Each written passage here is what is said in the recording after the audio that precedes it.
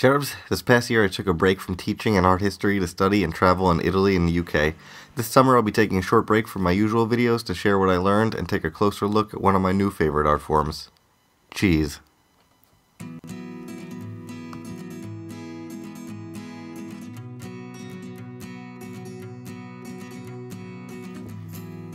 When milk is first pumped from an animal, it is alive. It contains living white blood cells and mammary gland cells, loads of bacteria and active enzymes. It's a living liquid. If left to die on its own, the fat globules will first rise to the top, a process called creaming that, for millennia, has allowed us to skim the cream off and make butter. Next, microbacteria, notably lactobacillus, immediately start breaking down the primary sugar found in milk, lactose, into lactic acid, making it sour. Not yet spoiled, just a bit sour. If exposed to light and air, though, the phospholipids in the fat membrane will oxidize, causing a fishy or metallic odor. Basically, it'll become gross in about a week.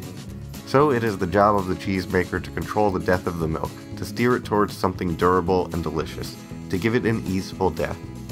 Different deaths create different cheeses, and there are more ways for milk to die than there are cheeses in France, and that's kind of my point here.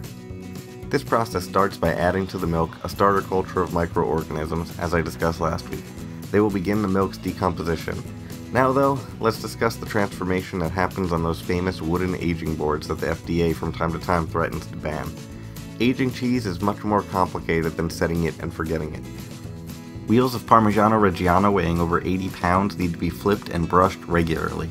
Flipped to ensure the loss of moisture over time and salt distribution remain even, brushed because the cheesemaker doesn't want molds to grow on the outsides and affect the flavor.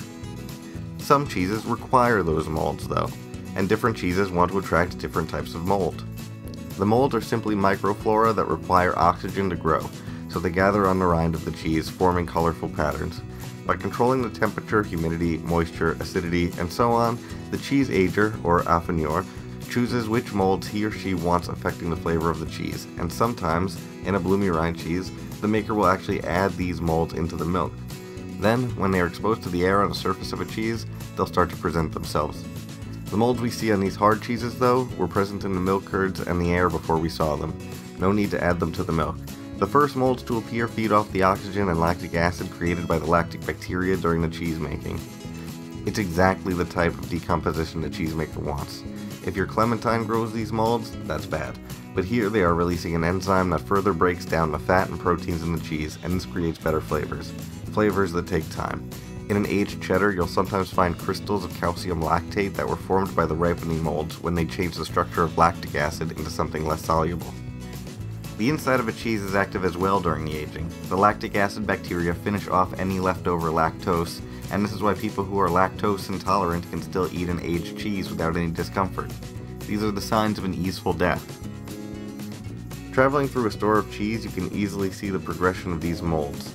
Each creates an environment for successive molds and resulting flavors.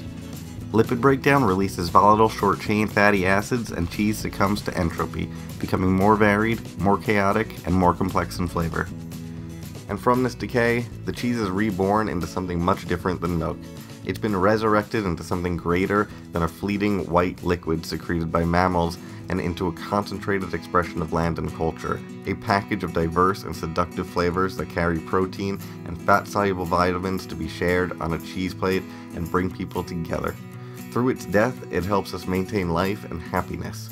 I'll let Michael Pollan have the last words here.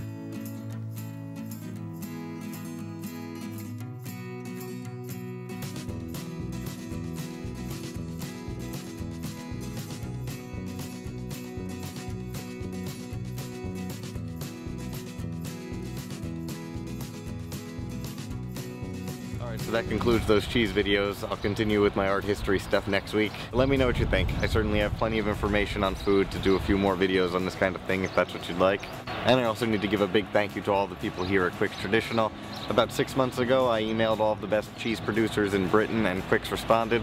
I particularly need to thank the head herdsman Hamish, the dairy manager Malcolm, and the head of packaging Pete. They do magical work here, and they let me film what they do every day and ask them all these annoying questions. And of course, I need to thank Mary Quick and Tom Langdon Davies for putting me up in their house and letting me eat out of their garden for 2 months. Thank you very much, guys.